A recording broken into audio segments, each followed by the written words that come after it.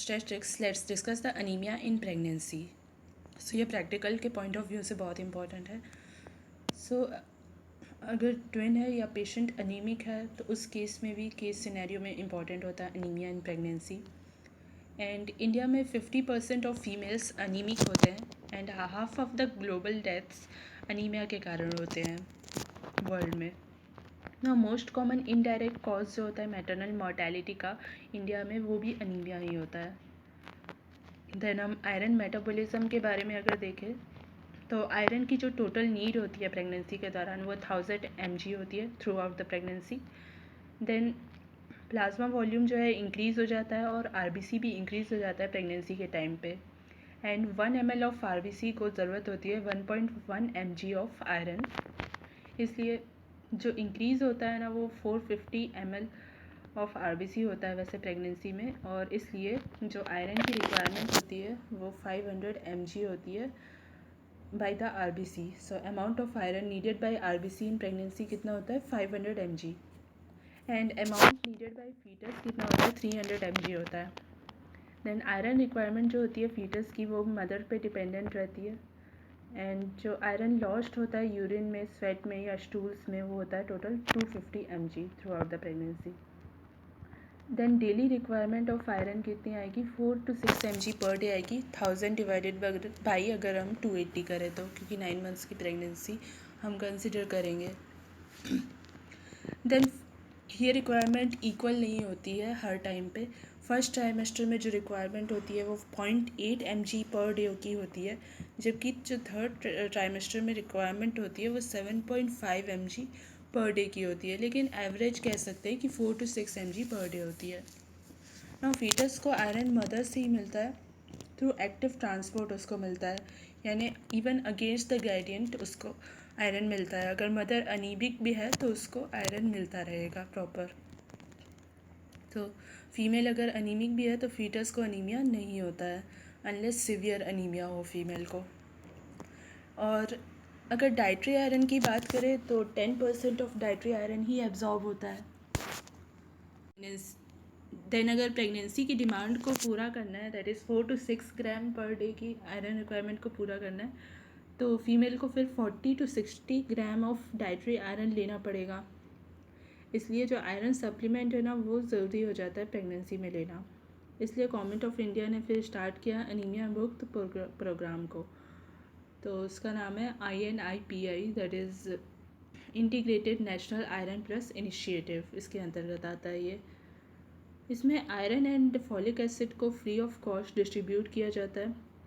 अब जो पिल मिलती है, जो आयरन एंड फॉलिक एसिड वाली पिल होती है, रेड पिल जिसको बोलते हैं, उसमें आयरन एंड फॉलिक एसिड कितना होता है उस टैबलेट में 60 मिलीग्राम एलिमेंटल आयरन रहता है जो कि फेरस सल्फेट के फॉर्म में रहता है. एंड फॉलिक एसिड 500 माइक्रोग्राम रहता है, क्योंकि रेकमेंडेड डेली अलाउंस जो है फॉलिक एसिड का प्रेगनेंसी में वो होता है 500 माइक्रोग्राम.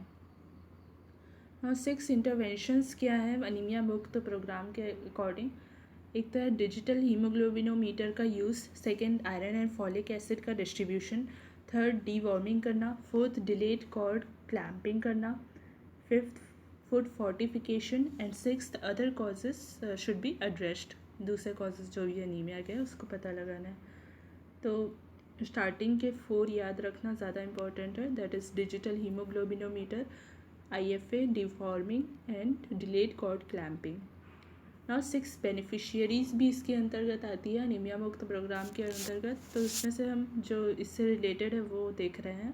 तो एक तो प्रेग्नेंट फीमेल आती है, तो one of this beneficiaries pregnant female होती है. And second, reproductive age group की फीमेल होती है. नॉन प्रेग्नेंट फीमेल भी अगर होगी तो भी आएगी. दैट इज़ 20 to 49 ईयर्स की जो फीमेल है वो रिप्रोडक्टिव एज ग्रुप में आती है. तो उसको एक पिल पर वीक लेने के लिए बोला जाता है. एंड एक बार जब वो प्लान कर लेती है प्रेगनेंसी तो फिर आयरन एंड फॉलिक एसिड को स्टॉप कर दिया जाता है और सिर्फ फॉलिक एसिड टैबलेट दिया जाता है, क्योंकि वो न्यूरल ट्यूब डिफेक्ट्स को प्रिवेंट करता है. देन इसलिए फिर एक बार प्रेगनेंसी हो जाती है तो फॉलिक एसिड टैबलेट 3 मंथ्स तक दिया जाता है. एंड 4 मंथ्स के बाद फिर iron and folic acid tablet फिर दी जाती है, that is red pill, and 1 tablet per day दी जाती है 180 डेज़ तक, मतलब throughout the pregnancy, and plus 180 days और दी जाती है आफ्टर द डिलीवरी। ये क्यों दिया जाता है? आयरन स्टोर को रिप्लेनिश करने के लिए। नाउ आयरन फॉलिक एसिड पिल जो है वो अनीमिया को प्रिवेंट करने के लिए होती है, और उसका टाइम क्या होता है पिल को लेने का? मील के 2 घंटे बाद या कैल्शियम के 2 घंटे बाद, एक साथ नहीं लेना है उसको, मील या कैल्शियम के, एंड उसको टी और मिल्क के साथ भी नहीं लेना है। नाउ डीवॉर्मिंग के बारे में देखें तो नॉन प्रेग्नेंट फीमेल जो 20 to 49 ईयर्स की होती है, that is reproductive age group, उसको कैसे डिवॉर्म किया जाता है? 400 mg से अल्बेंडाजोल देके 400 mg, और ये ट्वाइस ए ईयर दिया जाता है। एंड प्रेग्नेंट फीमेल के केस में डिवॉर्मिंग कैसे होती है? 400 mg अल्बेंडाजोल इनको भी दिया जाता है, और सेकेंड ट्राइमेस्टर में दिया जाता है, मतलब फर्स्ट ट्राइमेस्टर के बाद।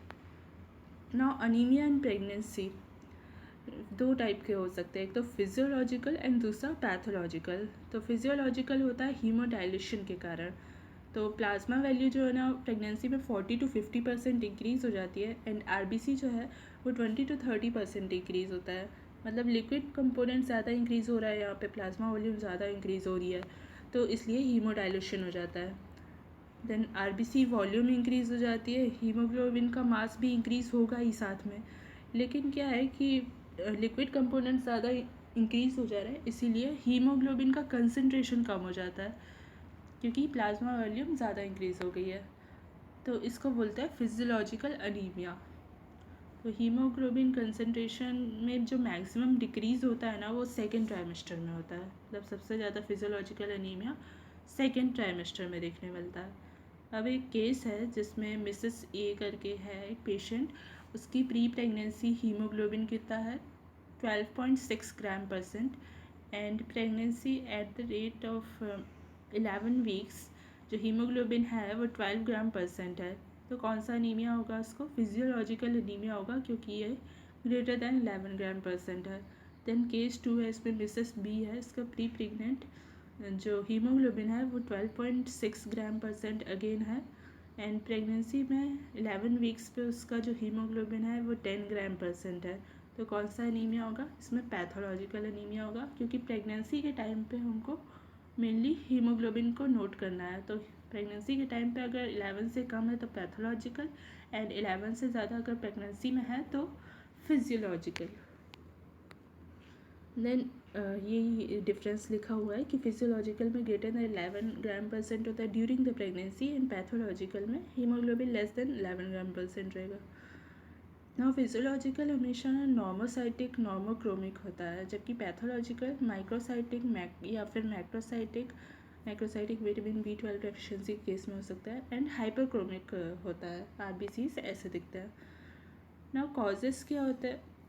तो कॉजेस जो है ना पैथोलॉजिकल के, फिजियोलॉजिकल का तो हीमोडाइलेशन होगा, एंड पैथोलॉजिकल में iron deficiency, anaemia and folic acid deficiency हो सकता है।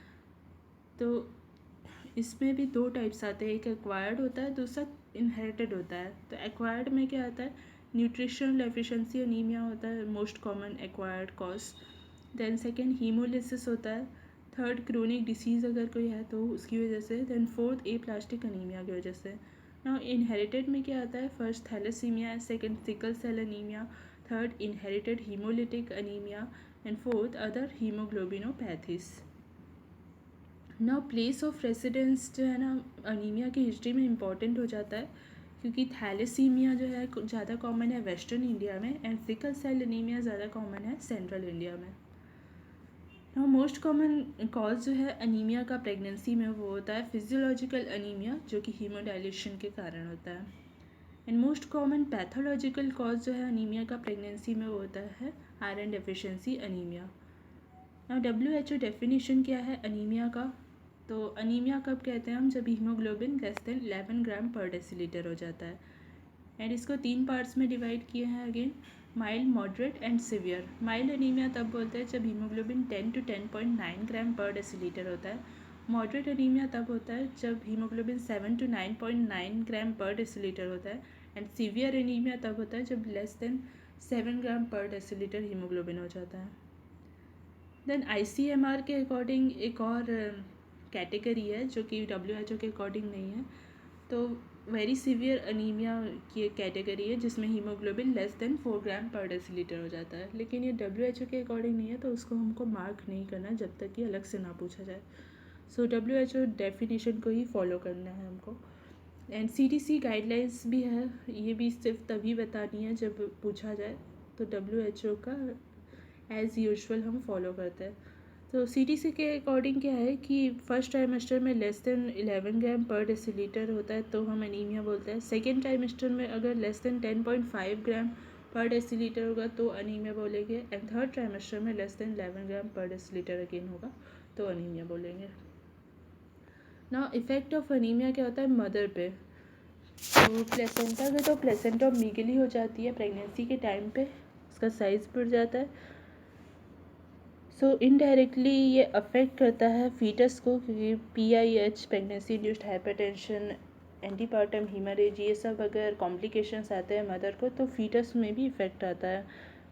ठीक है ना। प्लेसेंटा की प्लेसेंटा मीगली की होती है क्योंकि लेस ब्लड जाता है तो लेस ऑक्सीजन जाता है फीटस में, तो प्लेसेंटा मीगली इसलिए होती है ताकि वो कंपेंसेट कर सके उस चीज़ को ना। इसके कॉम्प्लिकेशंस क्या आएंगे मदर में, एंटीनेटल, इंट्रानेटल और पोस्टनेटल 3 पार्ट्स में डिवाइड कर सकते हैं हम इसको।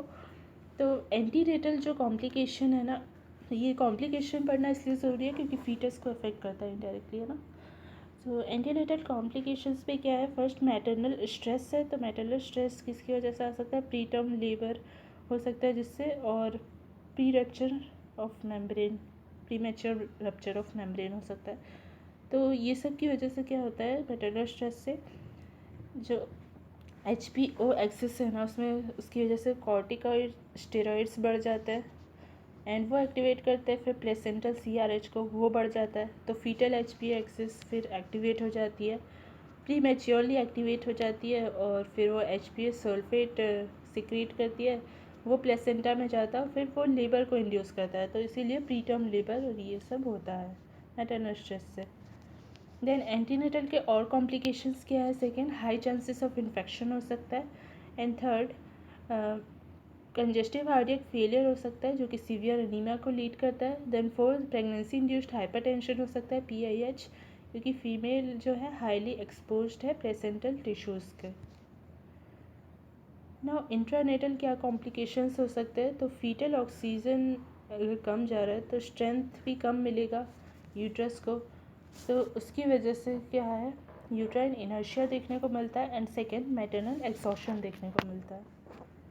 नाउ पोस्ट नेटल क्या कॉम्प्लिकेशंस होते हैं, एक तो पोस्टपार्टम हीमरेज होता है क्योंकि यूट्राइन स्ट्रेंथ कम हो जाता है, सेकेंड सब इन्वॉल्यूशन होता है यूट्रस का, देन थर्ड सेप्सिस हो सकता है, फोर्थ वीनस थ्रोम्बोस एम्बोलिज्म हो सकता है, फिफ्थ पोस्टपार्टम डिप्रेशन जो है वो बढ़ सकता है, सिक्स्थ पुअर वुंड हीलिंग होती है, सेवन्थ कंजेस्टिव कार्डियक फेलियर होता है, और मोस्ट कॉमन टाइप जो है कंजेस्टिव हार्ट फेलियर का वो होता है इमीडिएटली आफ्टर डिलीवरी, क्योंकि उस समय कार्डियक आउटपुट जो है वो मैक्सिमम होता है आफ्टर द डिलीवरी। अच्छा, ये मैटरनल कॉम्प्लिकेशंस में एक एंटीनेटल कॉम्प्लिकेशन और है सिक्स्थ वाला, फिफ्थ वाला, that is folic acid deficiency के कारण जो होता है एब्रेप्शियो प्लेसेंटा यानी कि एंटीपार्टम हीमरेज। नाउ फीटल कॉम्प्लिकेशंस हैं तो इसको हम नेक्स्ट वीडियो में कंटिन्यू करेंगे।